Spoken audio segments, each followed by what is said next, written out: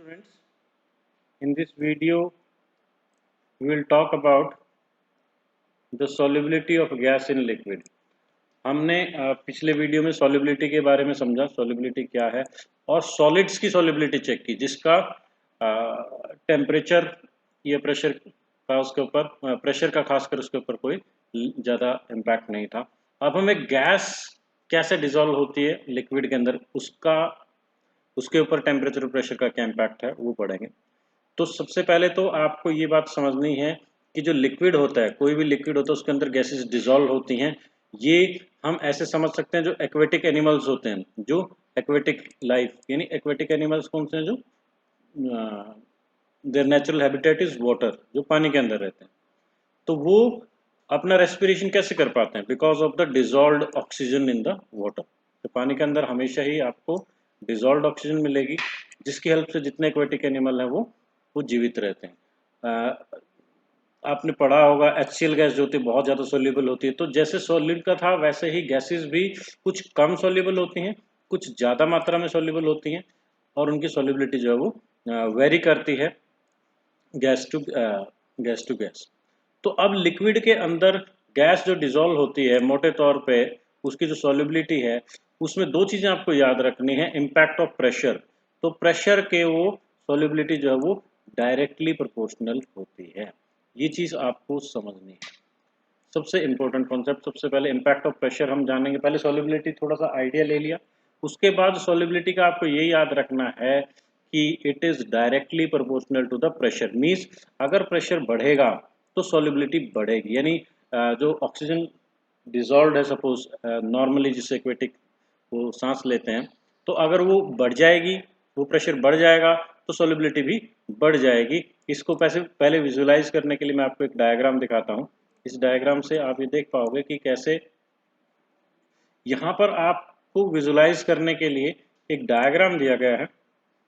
ये आपको क्या बता रहा है? ये जो नीचे वाला पोर्शन है ये लिक्विड है, व्हाइट वाला जो पोर्शन ये लिक्विड है, इसके ऊपर गैस के मॉलिक्यूल्स हैं और ऊपर कुछ प्रेशर है। आप ये पिस्टन लगा हुआ है और ये प्रेशर के लिए कुछ एक वजन इस पर रखा गया, ऐसे समझ लो कि कुछ एक पर्टिकुलर प्रेशर इसके ऊपर रखा गया। ये इतना प्रेशर है कि इसके बाद अभी पिस्टन और नीचे नहीं आ सकता, अभी इस वजन की वजह से कम प्रेशर है।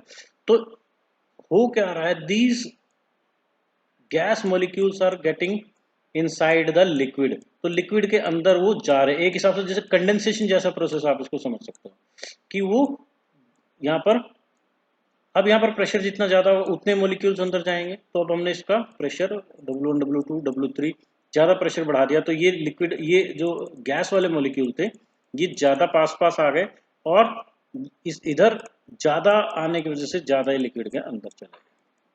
तो आप विजुलाइज कर सकते हो जैसे ही प्रेशर बढ़ेगा वैसे ही आपका सॉल्युबिलिटी जो है वो उसी रेशियो में इंक्रीज हो जाएगी। यही चीज़ अभी हमने डिस्कस करी थी कि जो सॉल्युबिलिटी है that is directly proportional to the pressure.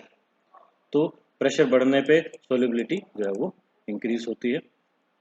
अब इसको आप ये देख लो, Henry was the first scientist, Henry's law famous है। Henry was the first scientist who mathematically और practically showed this thing, the solubility of a gas in liquid is directly proportional to the partial pressure of the gas present above the surface of the liquid।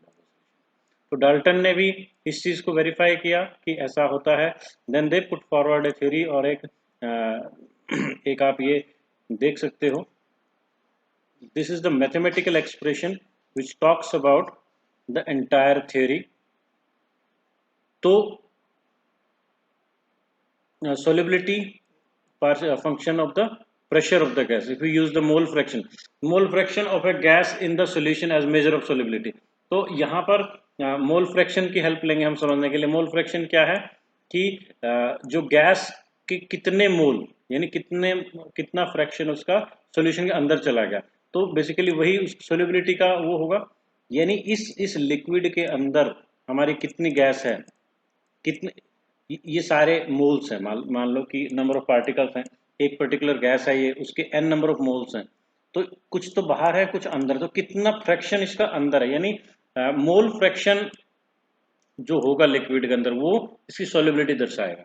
तो एक हिसाब से solubility को आप mole fraction से भी समझ सकते हो कि लिक्विड के अंदर जितना गैस का मोल फ्रैक्शन है वो उसकी सॉल्युबिलिटी है। और यही चीज़ मैथमेटिकली कैसे लिखी गई है, ये एक्सप्रेशन जो इम्पोर्टेंट हो जाता है। पार्शियल प्रेशर, ऊपर जितना प्रेशर होगा that is directly proportional to the mole fraction in the liquid. Pressure जितना ऊपर होगा that is proportional to X. X क्या है आपका मोल फ्रैक्शन, यानी कितने मोल घुले हुए, सोलिबिलिटी है ये सोलिबिलिटी, ये प्रेशर है। और इसको हटाने के लिए आपने एक कांस्टेंट ऐड कर दिया, इसको हेनरी कांस्टेंट बोलेंगे। अब आप ये देखो, अगर थोड़ी सी यहाँ पे समझने वाली बात ये है, कांस्टेंट की वैल्यू जितनी ज्यादा होगी एक्स की वैल्यू उतनी कम होगी। यानी अगर किसी पर्टिकुलर और ये एक फिक्स टेम्परेचर पे होगा, temperature T should be constant, T should be constant, T should be constant. ये कांस्टेंट एक पर्टिकुलर टेम्परेचर पे ही हम के एच की वैल्यू निकालेंगे। सो बेसिकली आपको इस एक्सप्रेशन से बात वहीं की वहीं है। सॉल्युबिलिटी जो है वो प्रेशर का फंक्शन है, प्रेशर बढ़ेगा सॉल्युबिलिटी बढ़ेगी। और मैथमेटिकली आपने देखा P is proportional to X, और उसके ऊपर हमने के एच की वैल्यू लिख दी। और इन सब के दौरान टेम्परेचर को हमने नहीं छेड़ा। तो अगर आप देखोगे इस सब एक्सप्रेशन से आपको एक चीज क्लियर होती है कि जो के एच की वैल्यू है, के एच की वैल्यू अगर अधिक है वो दिखाता है सोल्युबिलिटी कम है, और के एच की वैल्यू कम है तो सोल्युबिलिटी ज्यादा होगी। ठीक है, तो के एच की वैल्यू यहाँ पर आप टेबल से देख सकते हो, वहाँ से हमें थोड़ा सा अंदाज़ा आ जाएगा। ये एक पर्टिकुलर टेम्परेचर है, इसके ऊपर 293, इस टेम्परेचर के ऊपर आप देखो गैसेस, हीलियम की सोल्युबिलिटी, हीलियम और हाइड्रोजन की अगर आप देखो तो इसकी केएच की वैल्यू कम है, दैट मीन्स हाइड्रोजन की सोल्युबिलिटी बहुत ज़्यादा है। नाइट्रोजन की सोल्युबिलिटी उससे थोड़ा सा कम है, ऑक्सीजन की और कम है। और ये टेम्परेचर भी अब बढ़ गया है। तो आप ये देख सकते हो कि नाइट्रोजन की एट 293 केल्विन सोल्युबिलिटी क्या थी, ज़्यादा थी, अब ये कम हो गई है। ये टेम्परेचर का इम्पैक्ट है, टेम्परेचर से उल्टा संबंध है इसका, टेम्परेचर से उल्टा संबंध। तो यहीं से आपको एक और चीज़ भी समझ में आ गई है कि टेम्परेचर से जो है वो उल्टा संबंध है, यानी सॉल्युबिलिटी जो है that is directly proportional to the pressure and inversely proportional, solubility is inversely proportional to the temperature। इसको आप किसी भी तरीके से विजुलाइज कर सकते हो, या तो उस डायग्राम से समझ लो आप कि जब यहाँ पर टेम्परेचर बढ़ेगा तो इनकी काइनेटिक एनर्जी बढ़ेगी और ये कम अंदर जा पाएंगे, बल्कि टेम्परेचर बढ़ने के कारण इसके अंदर से मॉलिक्यूल जो है बाहर ज़्यादा आ जाएंगे। तो गैस की सोल्युबिलिटी टेम्परेचर पे कम होती है, आप इसको ऐसे समझ सकते हो। तो higher the temperature lower the solubility. या फिर आप इसको समझने की कोशिश करो जो ली चैटलियर प्रिंसिपल था। अभी मैंने बताया कि यहाँ से अगर एक गैस का मॉलिक्यूल अंदर लिक्विड के अंदर ट्रैप होता है तो ये कंडेंसेशन जैसा है। कंडेंसेशन का मतलब क्या है कि ये एक कंडेंसेशन से क्या होता है, एनर्जी रिलीज होती है, तो एक्सोथर्मिक प्रोसेस है। तो एक्सोथर्मिक क्या होता है, लोअर टेम्परेचर पे सपोर्ट होते हैं और टेम्परेचर बढ़ने पे वो रिवर्स हो जाएंगे। तो आप इसको किसी भी एंगल से देखें, सीधी सीधी बात ये है कि टेम्परेचर बढ़ने के साथ साथ सोल्युबिलिटी जो है वो कम हो जाएगी और प्रेशर बढ़ने पे सोल्युबिलिटी अधिक हो जाएगी। ठीक है, तो ये जो है ये पूरा इम्पैक्ट है, impact of temperature and pressure on solubility। it is important concept, इसको आपने पढ़ना है, पूरा हेनरीज लॉ को पढ़ना है। और आप यहाँ पर देखो ये डायग्राम ये आपको दिखा रहा है कि पार्शियल प्रेशर और मोल फ्रैक्शन, पार्शियल प्रेशर और मोल फ्रैक्शन ये दोनों के डायरेक्टली प्रोपोर्शनल हैं। तो ये जो डायग्राम है ये आपको सीधा सीधा आइडिया देता है कि दे आर डायरेक्टली। तो अलग अलग एक्सपेरिमेंटल वैल्यू के साथ ये सारी चीज़ें दी गई हैं। एक छोटी सी बात, टेम्परेचर का वाला आप इसको ऐसे समझ सकते हो, हमने जो टेम्परेचर की आप बताई आपको बात कि टेम्परेचर के साथ इसका उल्टा संबंध है।